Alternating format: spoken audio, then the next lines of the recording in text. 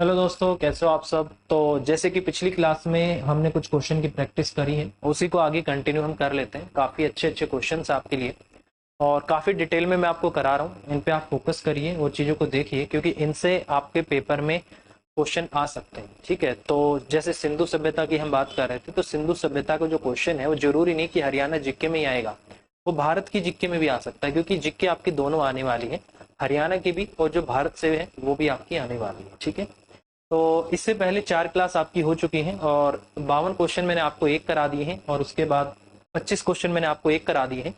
और इसके अलावा जो एक्स्ट्रा डाटा मैं भर भर के आपको दे रहा हूँ वो भी आपके बहुत काम का है। वीडियो को लाइक कर दीजिएगा, शेयर कर दीजिएगा और चैनल को सब्सक्राइब जरूर कर लीजिएगा अगर नहीं किया है तो। ठीक है, अब क्लास को कंटिन्यू करते हैं। वहीं से शुरू करेंगे जहां तक हम पहुंच गए थे, उससे आगे हम चलेंगे। ठीक है, तो बहुत सारे क्वेश्चन हम कर चुके हैं। जो कल हम कर रहे थे उसमें लगभग हमने 25 क्वेश्चन किए थे, उनसे आगे हम चलते हैं। फतेहाबाद हो गया था। ठीक है, अगला क्वेश्चन ये है आपकी स्क्रीन। क्वेश्चन नंबर 25 भी हमने कर लिया था, इसको हम देख लेते हैं क्या इसमें है। ठीक है भाई, वीडियो को लाइक जरूर कर देना और देखो सीरियस होके पढ़ना, क्योंकि जितना मैं आपको करा रहा हूँ मैं सीरियस होके आपको करा रहा हूँ। एक एक चीज मैं आपको पूरी डिटेल में इसलिए करा रहा हूँ ताकि आप चीजों को एक क्वेश्चन से 4 क्वेश्चन आप कवर पर कर पाओ। ठीक है, तो एक क्वेश्चन मैं आपको कराता हूं तो उसमें मैं आपको 4 ऑप्शंस बता देता हूं, तो उनसे जितने भी क्वेश्चन निकल सकते हैं वो सारे आप आंसर दे सकते हो। ठीक है, तो करते हैं शुरू। देखो जी, पहला ही क्वेश्चन है आपके सामने। बोला है इन्होंने, फिरोज शाह तुगलक ने कौन सी नगर की स्थापना की थी। ये हो गया था, हिसार की स्थापना की थी। ठीक है, अगला है गोहाना क्षेत्र में किस शासक के विरुद्ध विद्रोह हुआ था। तो अभी मैंने आपको बोला था ये जो विद्रोह हुआ था किसके खिलाफ हुआ था, आपका फिरोज शाह तुगलक के खिलाफ हुआ था। और मैंने आपको ये भी बता दिया था कि बेसिकली विद्रोह क्यों हुआ था। क्वेश्चन नंबर 26 है, आंसर आपका बी है। तो ये क्यों हुआ था वो भी मैंने आपको बताया था कि इन्होंने क्या किया था, गोहाना में मंदिरों में जो लोग पूजा करते थे उनको बंदी बनवाकर इन्होंने उनकी हत्या करवा दी थी। तो लोगों के अंदर इनके खिलाफ रोष था, गुस्सा था, तो उन्होंने फिरोज शाह तुगलक के खिलाफ गोहाना में क्या कर दिया था, विद्रोह कर दिया था। ये आपको पता होना चाहिए। ठीक है, सम्राट तैमूर ने हरियाणा के किन जिलों पर आक्रमण किया था। ये भी काफी फेमस क्वेश्चन है, तैमूर से रिलेटेड। तैमूर के बारे में बोला जाता है कि तैमूर अपने आप को चंगेज खां का क्या मानता था, वंशज मानता था। और चंगेज खां आपको पता है बहुत ही जिसको बोला जाता है खूंखार थे, काफी उन्होंने मारकाट की है। ठीक है, मोस्टली एशिया पे और इन पे उन्होंने अपना राज कर लिया था। तो ये भी उन्हीं की तरह अपना राज करना चाहता था, अपना परचम फैलाना चाहता था, अपना नाम करना चाहता था। ठीक है, तो सम्राट तैमूर ने हरियाणा के किन शहरों पर आक्रमण किया था। मैं आपको बता दूं कि तैमूर ने जब भारत पर आक्रमण किया था तो उन्होंने राजस्थान की तरफ से एंट्री ली थी। कहां से, राजस्थान की तरफ से एंट्री ली थी। तो जब उन्होंने राजस्थान की तरफ से एंट्री ली तो उन्होंने इन सब पे आक्रमण किया था। हिसार पे भी किया था, सिरसा पे भी किया था, फतेहाबाद पे भी किया था। तो इसका आंसर आएगा आपका ये सभी। ठीक है, तो ये आपको पता होना चाहिए। और लगभग जहां तक मुझे इसकी डेट याद आ रही है, 1398 ईस्वी की बात है जब तैमूर ने आक्रमण किया था। और मैं आपको बता दूं कि तैमूर ने जब आक्रमण किया था वो दिल्ली आकर 15 दिन तक रुके थे, और उनकी जो सेना थी उन्होंने आसपास के क्षेत्र में काफी लूटपाट मचाई थी। और बोला जाता है कि उनके जाने के बाद यहाँ पर बीमारियां वगैरह फैल गई थी, और उन्होंने औरतों को और बच्चों को भी नहीं बख्शा था। तो ये आपका दिल्ली का भी एरिया है, तो ये सोनीपत, करनाल, इस तरफ के एरिया में उन्होंने बहुत लूटपाट मचाई थी। 15 दिनों तक उन्होंने लगातार लूटपाट की थी, इसलिए बाद में ऐसा बोला जाता है बीमारियां भी फैल गई थी। ठीक है, और मैं आपको बता दूं जो बाबर है, बाबर को इन्हीं का पोता बताया जाता है। ठीक है, जो तैमूर लंग है इनको तैमूर लंग बोला जाता है। ये थोड़े लंगड़े थे। बेसिकली तैमूर के जो पोते थे उन्हीं का नाम क्या था, बाबर। और बाबर ने ही भारत में मुगल साम्राज्य की नींव रखी थी। ठीक है, ये आपको पता होना चाहिए। तो इन पे इन्होंने हिसार, सिरसा, फतेहाबाद सब जगह पर इन्होंने आक्रमण किया था। उसके बाद 1526 ईस्वी में हरियाणा में किस स्थान पर बाबर और इब्राहिम लोदी, अभी मैंने बताया ना, बाबर ने 1526 ईस्वी में क्या किया था, भारत में मुगल साम्राज्य की नींव रखी थी। और ये युद्ध हुआ था आपका कब, 1526 ईस्वी में हुआ था। और ये किस किस के बीच हुआ था, बाबर और इब्राहिम लोदी के बीच हुआ था। और ठीक है, उसमें क्या हुआ था, बेसिकली बाबर ने इब्राहिम लोदी को क्या कर दिया था, पराजित कर दिया था और उनकी हत्या कर दी थी। मैं आपको बता दूं इब्राहिम लोदी का जो मकबरा है वो भी आपका कहां पर है, पानीपत में ही है। और वो कहां पर हुआ था? पानीपत में। पहला युद्ध भी पानीपत में, दूसरा युद्ध भी पानीपत में, तीसरा युद्ध भी पानीपत में। तो पानीपत के 3 युद्ध हुए हैं। एक हुआ था आपका 1526 में, अगला हुआ था आपका 1556 में, और उसके बाद अगला हुआ था आपका 1761 में। 1761 में तीनों युद्ध आपके पानीपत में हुए थे। ठीक है, तो पानीपत आपका बहुत महत्वपूर्ण है। पानीपत से भी आपके क्वेश्चन आते ही आते हैं। ठीक है, चलो भाई। ठीक है, और ये पानीपत का जो युद्ध हुआ था वो काली अम्बा, ठीक है, काली अम्बा नामक जगह पर हुआ था। काली अम्बा नामक जगह पर हुआ था। आज वहां पर पार्क भी है। कहां पर हुआ था? काली अम्बा। ठीक है, ये याद रखिएगा। तो इससे भी आपका क्वेश्चन आ जाता है। और कुरुक्षेत्र में कौन सा युद्ध हुआ था? महाभारत का युद्ध हुआ था, ये आपको पता ही है। ठीक है, अगला क्वेश्चन ये है भाई आपका। ठीक है, इनके बारे में भी आपको देख लेते हैं क्या क्या है। क्वेश्चन में बोला गया है यहां से, पानीपत की पहली लड़ाई में बाबर के विरुद्ध कौन था? देखो, क्वेश्चन आपके हर पेपर में अलग अलग आते हैं। पानीपत की पहली लड़ाई में बाबर के साथ कौन लड़ा था? आपको भी पता है, इब्राहिम लोदी, जिसमें उनकी मृत्यु हो गई थी। अहमद शाह अब्दाली, अहमद शाह अब्दाली का जो संबंध है वो किससे था आपका? जो 1761 में जो पानीपत का युद्ध हुआ था, किसमें? 1761 में जो पानीपत का तीसरा युद्ध हुआ था, उसका संबंध किससे है? अहमद शाह अब्दाली से। अहमद शाह अब्दाली और मराठा सेनापति सदाशिवराव भाऊ के बीच में आपका क्या है? ये युद्ध हुआ था 1761 में पानीपत का। ठीक है, जिसमें मराठे आपके हार गए थे। उसके बाद क्वेश्चन आता है कौन सा राजा हेमू के नाम से प्रसिद्ध था? तो सम्राट हेमचंद्र विक्रमादित्य। सम्राट हेमचंद्र विक्रमादित्य किस नाम से फेमस थे? वो बेसिकली आपके हेमू के नाम से फेमस थे। और उन्हीं के बीच में अकबर तो नहीं थे, मतलब आप ये बोल सकते हो अकबर की सेना और हेमू के बीच में 1556 में पानीपत का दूसरा युद्ध हुआ था, जिसमें हेमू की सेना पराजित हो गई थी, वो हार गए थे। ठीक है, मोहम्मद गोरी का आपको मैंने बता ही दिया, हर्षवर्धन का हमने बता दिया, अकबर के बारे में हमने बात कर ली है, तो ये आपको मैंने बता दिया। ठीक है, आगे चलते हैं अगले क्वेश्चन की तरफ। अगला क्वेश्चन है आपका ये वाला। बोला है अकबर और हेमू के बीच में प्रसिद्ध पानीपत की लड़ाई। पानीपत की लड़ाई से क्वेश्चन बहुत आते हैं। कब हुआ था आपका? 1526 में। कब हुआ था आपका? 1526 में। 1556 में भी हुआ था, बट वो 1556 में हुआ था। इसका आंसर होगा आपका 1556, क्योंकि ये पानीपत की दूसरी लड़ाई की बात कर रहा है। पानीपत की दूसरी लड़ाई की बात कर रहा है, तो ये युद्ध हुआ था आपका 1556 में। किस किस की? आपकी अकबर और हेमू के बीच। कब हुआ था आपका? 1556 में। पहला हुआ था आपका किस किस के बीच में? बाबर और इब्राहिम लोदी के बीच में। तो ये आपका हुआ था। अगला है दिल्ली की गद्दी पर बैठने वाला अंतिम हिंदू शासक कौन था? तो दिल्ली की गद्दी पर बैठने वाला अंतिम हिंदू शासक आपका हेमचंद्र ही था। कौन था आपका? हेमचंद्र था। हेमचंद्र का संबंध किससे, किस जगह से था? रेवाड़ी से था। ठीक है, और यही आपको पता होना चाहिए, तो ये आपको पता है। ठीक है, इसके अलावा हाँ यही है। ठीक है, अगला क्वेश्चन है भाई, फार्मासिस्ट के 2015 में आया था आपका। हर्षवर्धन का भी मैंने आपको बता दिया था, राव तुलाराम का भी आगे हम पढ़ेंगे। ठीक है, चलो आगे चलते हैं। अगला क्वेश्चन है भाई ये वाला, करनाल का युद्ध कौन सी ईस्वी में हुआ था? करनाल का युद्ध भी काफी फेमस है। ठीक है, करनाल का युद्ध भी काफी फेमस है। आपको पता होगा करनाल का जो युद्ध हुआ था वो कब हुआ था? 1739 में। क्वेश्चन नंबर 33 का आंसर डी। इसका जो युद्ध हुआ था 1739 में हुआ था। बेसिकली किस किसके बीच में हुआ था? ये 1739 में जब मुगल साम्राज्य के मोहम्मद शाह रंगीला जब शासन कर रहे थे, उनके समय पर 1739 में अटैक किया था किसने? नादिर शाह ने। किसने अटैक किया था? नादिर शाह ने। किसने?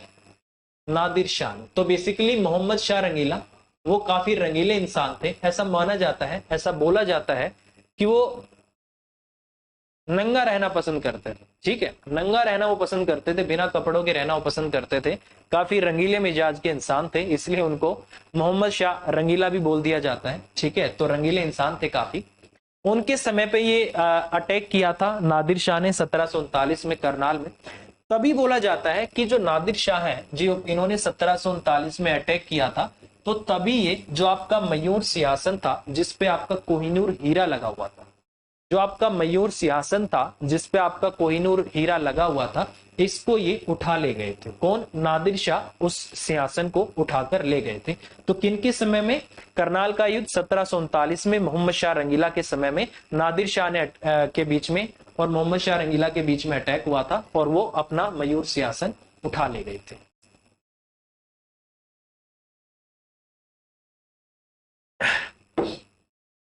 देखो भाई, इसने बोला है पानीपत की तीसरी लड़ाई अहमद शाह अब्दाली और किन के बीच में हुई थी। मैंने आपको बोला था मराठा शासकों के बीच में हुई थी, और मराठा शासक के सेनापति थे, कौन थे आपके, मैंने अभी नाम भी बताया था आपको, याद रखिएगा। सेनापति कौन थे आपके, सदाशिवराव भाऊ। क्या नाम था, सदाशिवराव भाऊ। ठीक है, जैसे हम नहीं करते भाऊ, सदाशिवराव भाऊ, इनके बीच में हुआ था। कब हुआ था आपका पानीपत का तीसरा युद्ध, 1761 ईस्वी। ठीक है, ये आपको पता होना चाहिए, यहां से क्वेश्चन आपका आ जाता है। ठीक है, तो ये सारी चीजें आपको पता होनी चाहिए।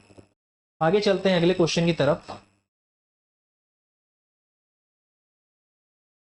पानीपत की तीसरी लड़ाई किस वर्ष हुई थी, अभी हम बार बार बोल रहे हैं 1526 का जो युद्ध हुआ था पानीपत का, ये आपका कौन सा पहला था, ये आपका कौन सा दूसरा था 1556 का। ठीक है, 1761 का आपका कौन सा तीसरा युद्ध था। 1739 को भी याद रखिएगा, बहुत फेमस है।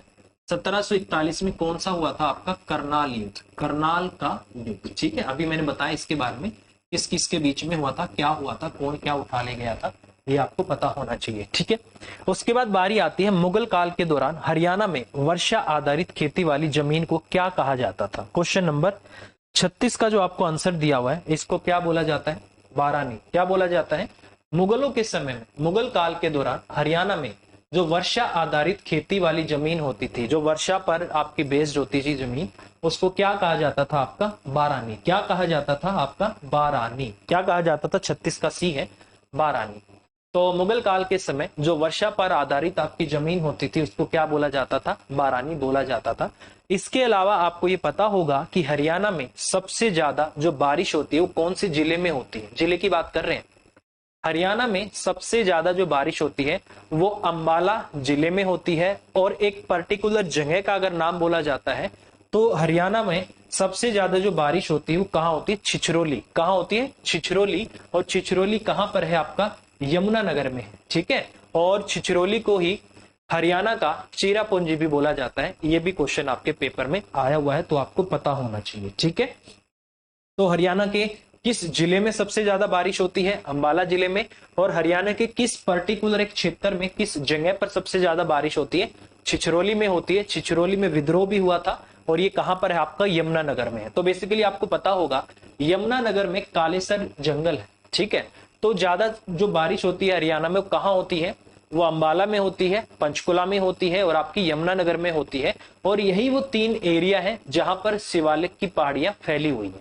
ठीक है, और इसी वजह से वहां पर थोड़ा जंगल का एरिया भी है, और उसी की वजह से आपकी बारिश इन वाले क्षेत्र में ज्यादा होती है। ठीक है, और वैसे अगर बात करते हैं तो गिरिपाद पर्वत है, गिरिपाद जगह है। ठीक है, गिरिपाद पर आपकी बारिश होती है 216 सेंटीमीटर होती है। ठीक है, तो ये चीजें आपकी बारिश से भी पता होनी चाहिए कि कौन से जिले में सबसे ज्यादा बारिश होती है, कौन सी जगह पर होती है। तो ये सारी चीजें हमने कर ली है। अब थोड़ा सा एक्स्ट्रा चीजें देखते हैं फटाफटा से। ठीक है, देखो भाई, ये एक बार देख लो। ठीक है, इन्होंने देखो जो आपका हरियाणा है उसके नाम से संबंधित बहुत जरूरी चीजें हैं, वो आपको देखनी पड़ेगी। यहां पर हमने देख लिया था, हरियाणा के बारे में हमने पढ़ लिया था कि हरियाणा क्यों कहा जाता है। ठीक है, ये सारी चीजें हमने कर ली थी। इसके बाद ये 2-3 नाम आते हैं कि इनके अनुसार हरियाणा का नाम क्या था। ये भी आपको कल को अगर पेपर में आ जाए तो आपको पता होना चाहिए कि इनके अनुसार हरियाणा को ये मानते हैं, ये हरियाणा को ये मानते हैं। ये भी आपको थोड़ा सा पता होना चाहिए। ठीक है, इसको थोड़ा सा छोटा कर देते हैं, यहां ले आते हैं। ठीक है, ये वाला देखो भाई, राजा कुरु के नाम पर महाभारत काल में, महाभारत काल में राजा कुरु के नाम पर इसे कुरुक्षेत्र के नाम से जाना जाता था। यह भी याद रखिएगा, अगर आपसे पूछ ले महाराज इस तरीके से महाभारत काल में किस नाम से जाना जाता था, तो राजा कुरु के नाम पर, कुरुक्षेत्र के नाम से भी जाना जाता था। ठीक है, ये क्वेश्चन कल हमने किया था कि बाण भट्ट ने हर्ष चरित्र में हरियाणा को श्रीकंठ जनपद के नाम से संबोधित किया है। ये भी आपसे पूछा जा सकता है, अच्छा क्वेश्चन है। ठीक है, इसके बाद है राहुल संस्कृतयायन। ये जो है हरियाणा को किस नाम से जानते हैं, इन्होंने इसका वर्णन किसमें किया है, हरिधानक्या। किसमें किया है, हरिधानक्या प्रदेश के नाम पे किया है। डॉक्टर बुद्ध प्रकाश ने अभिरण्याण के नाम पे किया है। डॉक्टर HR गुप्ता ने आर्यना बोला है, और यदुनाथ सरकार, इस पे क्वेश्चन आया हुआ है, यदुनाथ सरकार ने किस नाम से इनको संबोधित किया है? हरियाल। किस नाम से? हरियाल से। और ऋग्वेद में उल्लेखित नाम क्या है हरियाणा का? रज हरियाणा। क्या है? रज हरियाणे। तो ऋग्वेद में जो हरियाणा का नाम क्या है आपका? रज हरियाणे है। ये भी याद रखिएगा, क्योंकि हरियाणा के नाम से अगर कोई भी क्वेश्चन बनता है, इससे बाहर नहीं आएगा, ये मेरी गारंटी है, क्योंकि मैंने आपको इतने नाम दिखा दिए हैं, इससे बाहर आपको क्वेश्चन नहीं मिलेंगे। ठीक है, तो ये हरियाणा के नाम से रिलेटेड है कि सकंद पुराण में क्या नाम है, इसमें क्या नाम है, उसमें क्या नाम है, ये सारे आपको यहाँ पर पता होने चाहिए। ठीक है, चलो भाई अब चलते हैं आगे की तरफ। ये आपके नाम मैंने आपको बता रखे हैं पहले भी, थोड़ा सा एक्स्ट्रा मैंने आपको बताया है। आगे चलते हैं। अगला क्वेश्चन है सिंधु सभ्यता स्थल प्रमुख शहर। ये आपको पता होना चाहिए। सिंधु सभ्यता से संबंधित क्वेश्चन आपके हरियाणा के पेपर में आ जाएंगे, क्योंकि हरियाणा में भी सिंधु सभ्यता की काफी जगह मिली है, जैसे मैंने बोला राखी मड़ी है, मिथा तल है, ठीक है, मिता थल है, ठीक है, और इसके अलावा आपका कौन सा था भाई? राखी गढ़ी है, ठीक है, और फरमाना है। काफी जगह है जो हरियाणा में है और जो मिली है आपकी। इसमें देखो प्रमुख शहर हैं कौन कौन से? हड़प्पा, हड़प्पा संस्कृति का खोजा गया सबसे बड़ा और सबसे पहला शहर है। ठीक है, बड़ा और पहला कौन सा है आपका? हड़प्पा है। और ये कहां पर है? पंजाब पाकिस्तान में है। इसकी खोज की थी 1921 में। किसने की थी? दयाराम साहनी ने की थी। किसने की थी? दयाराम साहनी ने। कौन सी नदी के किनारे है? ये आपका रावी नदी के किनारे पर है। ठीक है, इसके बाद आता है मोहनजोदड़ो। मोहनजोदड़ो को ही मृतकों का टीला भी कहा जाता है, और ये सिंध पाकिस्तान लरकाना जिले में है। और ये कौन सी नदी के किनारे है मोहनजोदड़ो? मोहनजोदड़ो है भाई साहब आपका सिंधु नदी के किनारे पर। इसकी जो खोज हुई थी 1922 में हुई थी। किसने की थी? रखाल दास बनर्जी। किसने की थी? रखाल दास बनर्जी ने की थी। और ये आपके कहां पर है? पाकिस्तान में है। और मोहनजोदड़ो हड़प्पा संस्कृति का सबसे पुराना और एक बिल्कुल अच्छे सिस्टमेटिक वे में बसा हुआ शहर है। क्या है? एक सिस्टमेटिक वे में बसा हुआ शहर है। कौन सा है आपका? मोहनजोदाड़ो। आपने देखा होगा ऋतिक रोशन की एक मूवी भी आई थी मोहनजोदाड़ो, वो इसी पे बेस्ड थी आपकी। मोहनजोदाड़ो से बेसिकली आपको पता होगा एक लड़की की मूर्ति मिली है कांस्य की। एक लड़की है जो नृत्य कर रही है, नृत्य करती हुई एक लड़की की कांस्य की मूर्ति प्राप्त हुई है। वो कहां से प्राप्त हुई है? बेसिकली वो आपकी मोहनजोदाड़ो से ही प्राप्त हुई है। एक बहुत बड़ा अनाज घर और एक बहुत बड़ा स्नान घर प्राप्त हुआ है। कहां से प्राप्त हुआ है? मोहनजोदाड़ो से ही आपका प्राप्त हुआ है। तो ये आपका बहुत जरूरी है। ठीक है, सबसे बड़ा स्नान घर और सबसे बड़ा क्या है आपका? अनाज घर, अन्न घर कहां से मिले हैं? मोहनजोदाड़ो से। ठीक है, ये बहुत जरूरी है आपके। 1922 में हुई थी। लोथल, लोथल गुजरात में है। गुजरात में ये एक बंदरगाह स्थल है, ये मैंने आपको बताया था। कहां पर है? भोगवा नदी के किनारे पर। कहां पर? भोगवा नदी। ठीक है, याद रखिएगा भोगवा नदी, भोगवा नदी के ये आपका किनारे पर है। भोगवा नदी के अहमदाबाद के पास है ये आपका। ठीक है, उसके बाद आता है कालीबंगा। कालीबंगा का मैंने अभी थोड़ी देर पहले आपको बताया था। कालीबंगा को और किस नाम से हम पुकार सकते हैं? कालीबंगा का मतलब होता है काली चूड़ियां। कहां पर है? राजस्थान में है। और राजस्थान में कहां पर है? आपकी हनुमानगढ़ जिले में है। तो ये भी आपको पता होना चाहिए। ठीक है, इसके बाद बारी आती है आपकी बनवाली। बनवाली से मैंने आपको बताया था कि मिट्टी के क्या मिले हैं? आपका मिट्टी का हल मिला है, और जोते हुए खेत, जो खेतों को जोतते हैं ना, वो जोते हुए खेतों के प्रमाण आपके कहां से मिले हैं? बनवाली। बनवाली है कहां पर? आपका हिसार में। ठीक है, उसके बाद आलमगीरपुर, इससे ज्यादा क्वेश्चन नहीं आते। सूत कांगडोर, इससे भी ज्यादा क्वेश्चन नहीं आते। और चूंदड़ो, चूंदड़ो से आपका क्वेश्चन आ जाता है। एक मात्र आपका शहर है जहां से वर्गाकार आपकी क्या है? ईंटें मिली है। एक मात्र शहर आपका हड़प्पा संस्कृति का जहां से वर्गाकार आपकी ईंटें मिली हैं, चूंदड़ो से है। चूंदड़ो में कोई भी आपका किला नहीं मिला है, जिसको दुर्ग बोला जाता है। यहां पर एक भी दुर्ग आपका नहीं मिला है। ठीक है, ये आपको थोड़ी थोड़ी बातें पता होनी चाहिए। और इसके बाद ये इनके नाम है, दयाराम साहनी है, मोहनजोदाड़ो की आपकी हो गई, लोथल की रंगनाथ राव ने की थी, कालीबंगा की आपका राजस्थान में है, अमलानंद घोष ने की थी, बनवाली रविंदर सिंह बिस्ट ने की थी, RS बिस्ट होता है आपका रोपड़ पंजाब में है, यक्षदत्त शर्मा ने। चूंदड़ो की किसने की थी? गोपाल मजूमदार ने। जी मजूमदार आपने देखा होगा कहीं पर लिखा हुआ, तो ये इसकी खोज की थी। तो ये सारी चीजें आपको थोड़ी थोड़ी बातें जो आपको पता होनी चाहिए। अब हम बात करते हैं अपने वालों की। अपने वालों की मतलब जो हमारे काम की है। ये आप देख लीजिएगा। हड़प्पा कहां पर है? रावी नदी के किनारे। 21 में दयाराम साहनी इन्होंने खोज की थी। मोहनजोदाड़ो मैंने आपको बता दिया है, राखलदास बनर्जी ने की थी। चूंदड़ो जी मजूमदार ने, और कब की थी इसकी? 1931 में की थी। ठीक है, ये आपको पता होना चाहिए। कालीबंगा ये मैंने आपको बता दिया है, ठीक है, राजस्थान में है। इनसे इतने क्वेश्चन नहीं आते। रंगपुर आपका रंगनाथ, ये भी आपका कहां पर है? गुजरात में है। रोपड़ पंजाब में है। भोगवा नदी, जो अभी मैं बार बार आपको बोल रहा था, भोगवा नदी 1955 के आसपास रंगनाथ राव ने की थी। गुजरात का अहमदाबाद जिले में है। ठीक है, आपका लोथल, तो इससे भी आपका क्वेश्चन पूछ लिया जाता है। अगला जो क्वेश्चन है जो आपसे जरूरी है पता होना चाहिए कि हरियाणा में हड़प्पा सभ्यता के कौन कौन सी जगह है, ये बहुत जरूरी है। राखीगढ़ी, भिरडाना, बनावली, कुनाल और मीठातल। कुनाल कहां पर है आपका? फतेहाबाद में है। बनावली आपका कहां पर है? फतेहाबाद में। राखीगढ़ी कहां पर है? हिसार में। और ये आपको पता होना चाहिए। और राखीगढ़ी हड़प्पा संस्कृति का भारत में सबसे बड़ा जो स्थल है, जो जगह है, वो कौन सी है? राखीमढ़ी है। लगभग 500 हेक्टेयर में फैली हुई है। उसके बाद आती है दूसरे नंबर पर धोलावीरा, कहां है? गुजरात में। 100 हेक्टेयर में आपकी फैली हुई है। ठीक है, बनावली से जो क्वेश्चन आता है, यहां पर जुते हुए खेतों के प्रमाण मिले हैं, मिट्टी का हल मिला है। कहां पर मिला है आपका? बनावली में। कुनाल आपका फतेहाबाद में है। मीताथल आपका कहां है? मीताथल आपका कहां है? भिवानी में। कहां है आपका? मीताथल भिवानी में। और भिवानी में आपको पता है क्या मिले थे मीताथल में? गुप्त और कुषाण टाइम के आपके सोने चांदी के सिक्के मिले थे। कहां पर? मीताथल में। ठीक है, इसके बारे और आपको पता होना चाहिए। सिक्कों के बारे में आपको पता हो गया। ठीक है, और मीठातल की जो खोज है वो किसने की थी? 1968 में डॉक्टर सूरजभान ने की थी। ठीक है, इसकी जो खोज है, मीठातल की खोज 1968 में की थी। किसमें? 1968 में। ये भी आप देख लेना, 1968 में की थी। किसने की थी? आपकी डॉक्टर सूरजभान ने की थी। डॉक्टर सूरजभान ने कब की थी? 1968 में।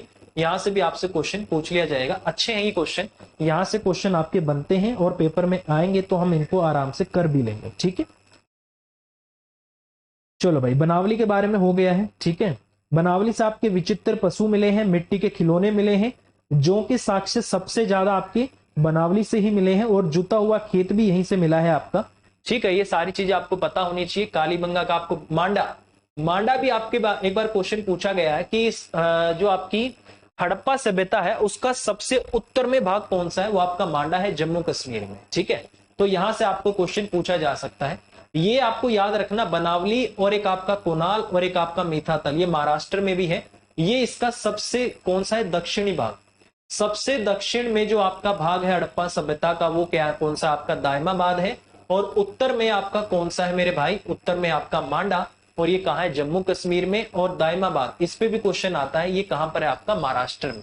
ठीक है, चलो जल्दी जल्दी देख लेते हैं। ये देखो भाई, मांडा आपका कहां है? जम्मू कश्मीर में, सबसे उत्तरी सीमा है। आलमगीर, ये क्या है आपका? आलमगीरपुर मेरठ में सबसे पूर्वी सीमा है, सबसे पूर्वी। और ये आपका क्या है? सूत कांगडोर बलूचिस्तान में आपका ये पश्चिमी सीमा है। और ये क्या है आपका? दैमाबाद, ये आपकी सबसे दक्षिणी सीमा है। ये आपकी कहां है? महाराष्ट्र में। ये हड़प्पा सभ्यता की बात हो रही है। ठीक है, तो हड़प्पा सभ्यता का सबसे पश्चिमी भाग क्षेत्र स्थल कौन सा है? सबसे उत्तरी स्थल कौन सा है? सबसे स्थलीय कौन सा है? वो कौन सा है? ये सारे आपको यहाँ पर पता होने चाहिए। ठीक है, ये देख लीजिए, नक्शे में आपको वैसे दिख नहीं रहा होगा। ये आपका कालीबंगा है, ये आपका मीतातल है, ये आपकी राखीमढ़ी है, ये आपका बनावली है। ठीक है, और ये आपका चूंदड़ो है। ठीक है भाई, ये आपका मोहनजोदाड़ो है। ठीक है, ये आपकी सतलुज नदी है, ये आपकी सिंधु नदी है, ये आपका हड़प्पा है, ये रावी नदी है, चिनाब नदी है। ठीक है, और नीचे की तरफ आपकी ये माही नदी है। तो ये सारी चीजें आपको पता होंगी, नक्शे में आपको नहीं दिख रही होंगी, और देख लेंगे। ठीक है, इसके बाद देखो भाई, ये थोड़ा सा एक बार रिवीजन कर लेते हैं बेसिकली क्या चल रहा है आपका। हरियाणा में सीसवाल संस्कृति की जगह कौन सी? आपकी मीठातल भिवानी, यहां से मिला है। मीठातल आपको पढ़ लिया, कहां? भिवानी में है। बनावली फतेहाबाद में, राखीगढ़ हिसार में, फरमाना रोहतक में है। तो ये आपके हरियाणा के कुछ ऐतिहासिक दृष्टिकोण से कुछ है आपके, काफी इंपॉर्टेंट है आपके। ठीक है, और एक क्वेश्चन आया था आपका बालू। ये बेसिकली जो बालू है ये कहां पर है? आपका कैथल में। बालू से भी आपको एक साक्ष्य मिले हैं। बालू का हड़प्पा से संबंध रहा है। क्वेश्चन आता है वो कौन सी जगह है हड़प्पा सभ्यता की जहां पर सबसे पहले लहसुन मिला है? लहसुन, जो हम लहसुन खाते हैं ना, गार्लिक, लहसुन के जो प्रमाण मिले हैं वो कहां पर मिले हैं आपके? वो बालू में मिले हैं। और बालू आपका कहां पर है? कैथल में। तो ये भी आपको पता होना चाहिए कि जो लहसुन का सबसे पहले लहसुन का जो प्रमाण मिला है वो कहां से मिला है, बालू से, और बालू कहां पर है आपका, कैथल में है, ये भी याद रखिएगा। ठीक है, इसके बाद थोड़ा सा डाटा आपका रह गया है, उसको अगली क्लास में हम खत्म कर लेंगे। राखी मड़ी के बारे में हम पढ़ लेंगे, थोड़ा सा बनावली के बारे में थोड़ा सा डिटेल में पढ़ लेंगे और फिर आगे चलेंगे। ठीक है, बालू आपका कैथल में है, ये सारे हम कर लेंगे।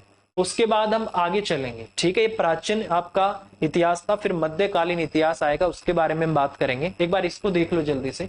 हरियाणा के प्रमुख जो आपके साम्राज्य हैं, जो मैं बता नहीं रहा था आपको कि मौर्य साम्राज्य धीरे धीरे कमजोर होता चला गया, उसके बाद भारतवर्ष पर काफी लोगों ने, काफी वंशों ने शासन किया था, उनमें ये सब है आपके। योद्धे गणराज्य जो बार बार आ रहा था, राजधानी क्या थी। उसके बाद कुनीत गण आया, प्रतिहार आए, चौहान आए, दास वंश आया, तुगलक आया, लोधी आया, अगर गणराज्य आया, पुष्यभूति वंश आया, तोमर आए, भादानक आए, खिलजी वंश आया, शैयद आया। ये सभी वो हैं जिन्होंने हरियाणा पर क्या किया था, राज किया था। मौर्य के बाद ये सारे राज्य हैं, इन्हीं से आपके जैसे योद्धे गणराज्य है, उसकी राजधानी प्राकृतिक नाक, जो कि अब आपकी क्या था, वो औरंगाबाद, ठीक है, वो हो गई है। प्राकृतिक नाक थी वैसे इसकी राजधानी। पुष्यभूति वंश से जो भी आपको पता है राजा हर्षवर्धन से संबंधित है। ठीक है, चौहान से आपके पृथ्वीराज चौहान आ गए। तो ये सारे वो राज्य हैं जिन्होंने हरियाणा पर क्या किया था, अधिकार किया था, शासन किया था। ठीक है, तो ये हम कर रहे थे। इसके बाद गुलाम वंश, इसको आगे हम पढ़ने वाले हैं। ठीक है, यहाँ पर अगर इसको हम जूम करते हैं तो ये थोड़ा धुंधला हो जा रहा है। ठीक है, बाकी दिख रहा होगा आपको, ये आपका ये नक्शे पे आपको दिखाया गया है कहाँ कहाँ पर। ये आपका कालीबंगा, बनवाली, राखी मड़ी, आलमगीरपुर है आपका, ये आपका रोपड़ है। ठीक है, लूनी नदी कहाँ पर बहती है, ये आपका धोलावीरा है, ये आपका सूर कांगड़ोड़ा है, रंगपुर है, लोथल है। ठीक है, ये सारे आपके यहाँ पर है। ये जैसे आपका मेहरगढ़ है, ये पाकिस्तान में, मोहनजोदड़ो है, कोट दीजी है आपका। ठीक है, और इसके बाद चूंदड़ो है ये आपका। ये सारे आपके वो हैं जो हड़प्पा के स्थल हैं। ठीक है, और वैसे इतना हमें कर लेना चाहिए क्योंकि हमारे काम आएंगे। वो जो 16 जो आपकी जनपद आई है ना, ये वो 16 महाजनपद है जो पूरा भारतवर्ष इनमें बटा हुआ था। ठीक है, पहले ऐसा नहीं था कि एक देश है उसी का एक प्रधानमंत्री राष्ट्रपति हो गया।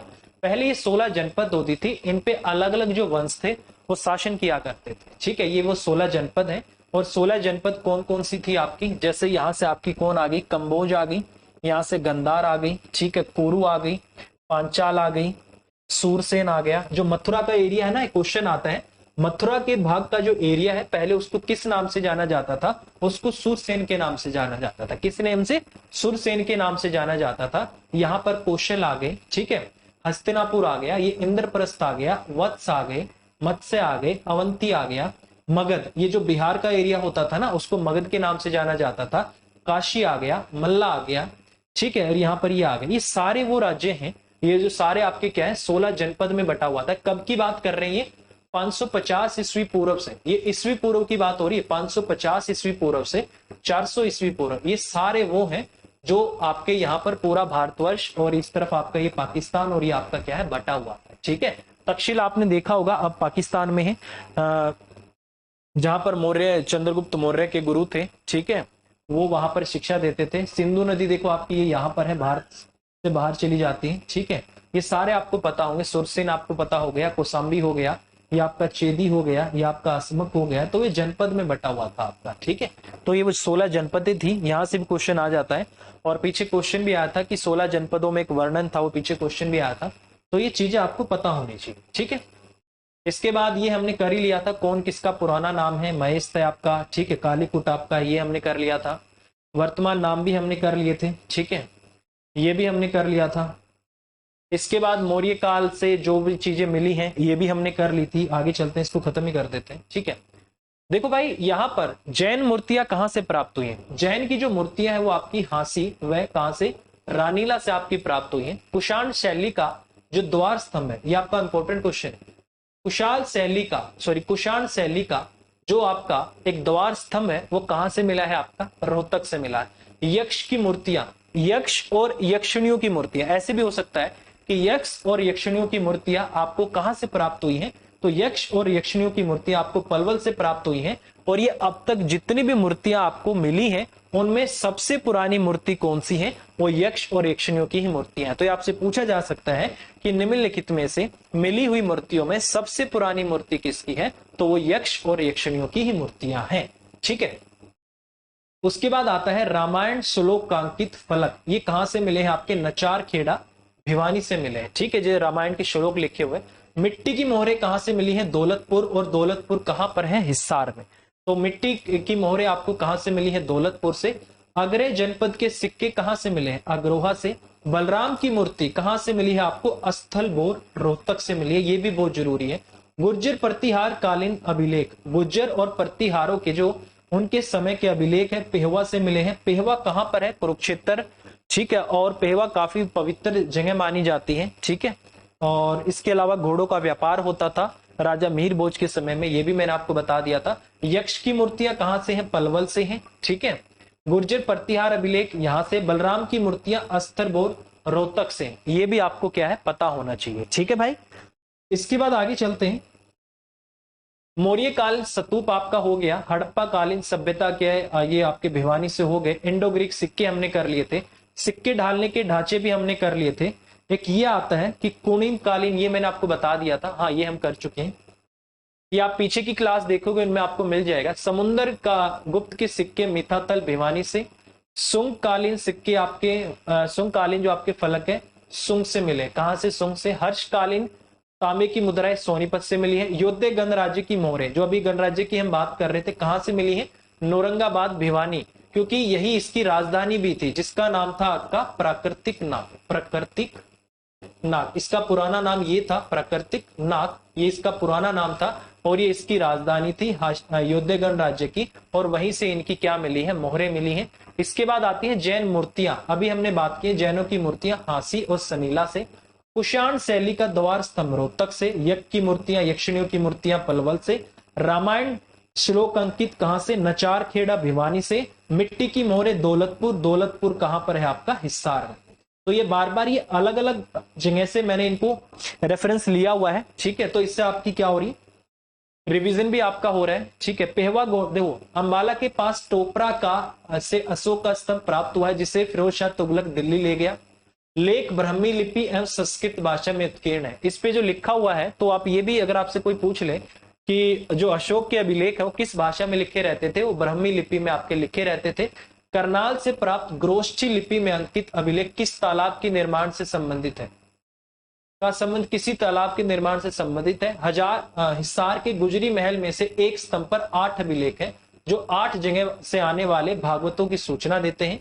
एक अभिलेख लाओस देश से मिला है, जिसमें वहां के राजा देवक ने कुरुक्षेत्र की महिमा का बखान किया है। कहां से? दूसरे देश से भी आपको मिला है। कहां से? लाओस से, जहां पर वहां के राजा देवक ने किसका बखान किया है? कुरुक्षेत्र का। पेहवा से प्राप्त 9वीं सदी का अभिलेख भोजदेव का है, हरियाणा के विषय में जानकारी देता है। पेहवा घोड़ों के व्यापार के लिए प्रसिद्ध था। अग्रोहा से अभिलेख में संगीत के 7 स्वरों का मिला है। लाडनू से प्राप्त एक अभिलेख में हरियाणा की राजधानी दिल्ली बताई गई है। ये क्वेश्चन आता है कि कौन सा वो अभिलेख है, लाडनू कहां पर है? मैं आपको बता दूं, राजस्थान में है। वहां से जो आपका अभिलेख प्राप्त हुआ है, उस अभिलेख से जानकारी मिलती है कि हरियाणा की जो आपकी राजधानी थी वो कौन सी थी? आपकी दिल्ली थी। तो ये चीजें आपको पता होनी चाहिए। ठीक है, इसके बाद पृथ्वीराज चौहान जी के बारे में मैं आपको सारा बता चुका हूं, इसमें एक्स्ट्रा कुछ भी नहीं है। ये हमने कर लिया था कि कौन किसका पुराना नाम है, ये भी मैं आपको करा चुका हूं। इसके बाद महम, हाँ ये भी हम पुराने नाम कर चुके हैं। अंबाला की स्थापना अंबा राजपूत ने की थी। रोहतक, बल्लभगढ़, बलरामगढ़, दादरी, डालमिया नगर। दादरी का यहां से नौरंगाबाद का देखो, ये है आपका प्राकृतिक नाग। ठीक है, दादरी का जो आपका पुराना नाम है वो क्या है आपका? डलमिया नगर। क्या है आपका? डलमिया नगर। ये नया नाम है आपका, ये पता होना चाहिए। ठीक है, पीछे हमने शायद नहीं किया था। दादरी का जो पुराना नाम है वो क्या है आपका? डालमिया नगर। यहां से हम कर चुके हैं, पिंजौर भी कर चुके हैं। लोहारू का पुराना नाम क्या है आपका? लोहारू। क्या है आपका? लोहारू का। देखो हर बुक से मैं आपको ये चीज बता दूं, आप कितनी भी बुक कर लो, आप कुछ भी कर लो, आपको हर बुक से कुछ ना कुछ आपको कम मिलेगा। किसी में ये कम मिलेगा, किसी में कम मिल जाएगा। तो इसलिए मैंने बहुत सारे रेफरेंस लिए हुए हैं, आपको बहुत हेल्प मिलेगी। ठीक है, इसके बाद है आपका लोहारू। लोहारू का पुराना नाम क्या है आपका? लोहारू। ठीक है, इसके बाद आता है सिरसा। सिरसा का नाम पड़ा है आपका शाश्वत ऋषि के नाम पर या शीर्ष पेड़ के नाम पर। फतेहाबाद का नाम पड़ा है आपका बाबा फतेह चंद के नाम पर। फतेहाबाद का वैसे मैंने आपको भी बताया था फतेह खां के नाम पर पड़ा है, जो कि फिरोज शाह तुगलक का बेटा था। अपने बेटे की उस पर उन्होंने उनका नाम रखा था। भिवानी राजा भवानी सिंह के नाम पर। रेवाड़ी राजा रेवत ने रेवती का दान किया। चरखी दादरी दादर झील के नाम पर पड़ा है, ठीक है। महेंद्रगढ़ का राजा महेंद्र सिंह के नाम पर। गुरुग्राम का गुरु द्रोणाचार्य के नाम पर। जींद का जयंती देवी का मंदिर है। कैथल हनुमान जी की जन्मस्थली बोला जाता है कैथल को। करनाल दानवीर करण के नाम पर है। और कुरुक्षेत्र कौरवों का क्षेत्र, कुरुक्षेत्र को कौरवों का क्षेत्र बोला जाता है, इसलिए वहां का नाम क्या है आपका कुरुक्षेत्र है। अंबाला आपका हो गया अंबालिका के नाम पर। अंबा राजपूत ने इसकी स्थापना की थी। पंचकुला पांच कूप के नाम पर। यमुनानगर यमुना नदी के नाम पर। मेवात मेव जाति की अधिकता होने के कारण। पलवल में पुलाम्बुसुर की राजधानी के नाम पर। फरीदाबाद बाबा फरीद के नाम पर। झज्जर छज्जू किसान के नाम पर। झज्जर का जो नाम पड़ा है वो आपका छज्जू किसान के नाम पर पड़ा है। रोहतक तारावती रानी के पुत्र रोहतास के नाम पर। रोहतक का जो नाम किसके नाम पे पड़ा है, पुराना नाम जो उनकी तारावती रानी थी उनके पुत्र रोहतास के नाम पर। सोनीपत श्रवण कुमार के नाम पर। पानीपत पाणिनि ऋषि के नाम पर। एक पीछे आया था क्वेश्चन व्यापारियों के नाम पर किसका नाम पड़ा है, तो वो भी आपका पानीपत ही था, ठीक है। देखो जी, करनाल दानवीर करण के नाम पर। कुरुक्षेत्र कौरवों का क्षेत्र। यमुनानगर यमुना के नाम पर। अंबाला अंबालिका के नाम पर। महेंद्रगढ़ राजा महेंद्र के नाम पर। कैथल को हनुमान जी की जन्मस्थली कहा जाता है। जींद जयंती देवी के नाम पर। रोहतक तारावती रानी के पुत्र रोहतास के नाम पर। पंचकुला पांच कूप या झरनों के नाम पर, पांच झरने हैं। रेवाड़ी राजा रेवत ने रेवती को दान दिया। छज्जू नामक किसान के नाम पर झज्जर है आपका, तो ये हमने कर लिया है। दादरी हरियाणा के नगर उनके संस्थापक, ये वो नगर हैं जिन्होंने इनकी स्थापना की थी, इसको भी एक बार देख लेते हैं।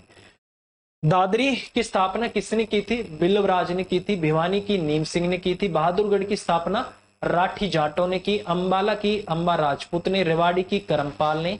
रोहतक की राजा रोहतास और झज्जर की झज्जू जाट ने की थी। हांसी की आसाराम जाट ने। गोहाना पृथ्वीराज चौहान ने। हिसार फिरोज शाह तुगलक ने। महेंद्रगढ़ अनंगपाल ने। पानीपत महाराजा दंडपति ने। और फरीदाबाद बाबा फरीद के नाम पर है। गुड़गांव गुरु द्रोणाचार्य के नाम पर। श्रवण कुमार के नाम पर। पाणिनि के नाम पर। ये आपका शीर्ष के वृक्ष के नाम पर। बाबा फतेह चंद के नाम पर। हिसार चार किले नागौरी लाहौरी मोरी इनके नाम पर। भिवानी राजा भवानी सिंह के नाम पर। करनाल दानवीर करण के नाम पर। कुरुक्षेत्र कौरवों का क्षेत्र। यमुनानगर यमुना के नाम पर। और अंबाला अंबालिका के नाम पर। तो ये सारी चीजें आपको पता होनी चाहिए थी। तो मैं आपको बता दूं, ये मैं आपको पहले भी करा चुका हूं और ये सारी चीजें मैंने आपको करा दी है। और मैं आपको गारंटी दे रहा हूं भाई, अब आप पेपर में बैठोगे ना तो आप कभी भी मार नहीं खाओगे और इतना आपको कहीं भी नहीं मिलेगा जितना मैं आपको यहाँ पर प्रोवाइड करा रहा हूँ, ठीक है।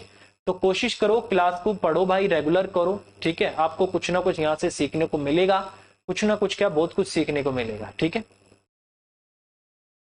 अभी मैं एक क्वेश्चन देख रहा था, ठीक है, यहाँ पीछे चला गया क्या।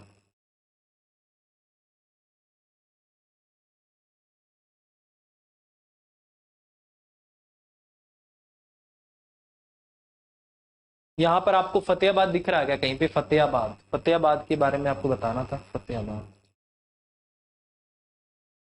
महेंद्रगढ़ होगा, ये रहा फतेहाबाद का। देखो ये रहा, मैंने बताया था ना कि फतेहाबाद का जो पुराना नाम था क्या था आपका, इकदार। क्या था फतेहाबाद का पुराना नाम, इकदार था। और इसी का नाम बदल के फतेह खां के नाम पर फिरोज शाह तुगलक ने अपने पुत्र फतेह खां के नाम पर क्या रखा था, फतेहाबाद। कब, 1351 में। पहला क्या नाम था इसका, इकदार नाम था। यही मैं आपको बताना था।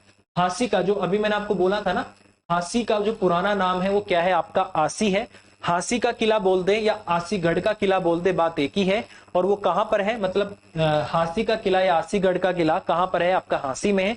किसने उसको स्थापना की थी, पृथ्वीराज चौहान ने उसकी 12वीं शताब्दी में उसकी स्थापना की थी। तो आसीगढ़ का किला अगर आपसे पूछ लिया जाता है, आसीगढ़ का किला, आसीगढ़ का किला, ये आसीगढ़ का किला किसने बनाया था भाई, किसने स्थापित किया था, पृथ्वीराज चौहान ने, जिसको ही पृथ्वीराज तृतीय भी बोल दिया जाता, पृथ्वीराज चौहान।